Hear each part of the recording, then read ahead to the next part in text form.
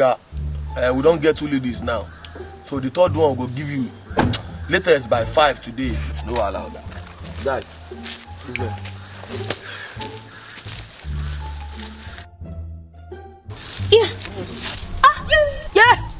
àwọn gbọmọgbọmọ onífìlà yẹn rè wù.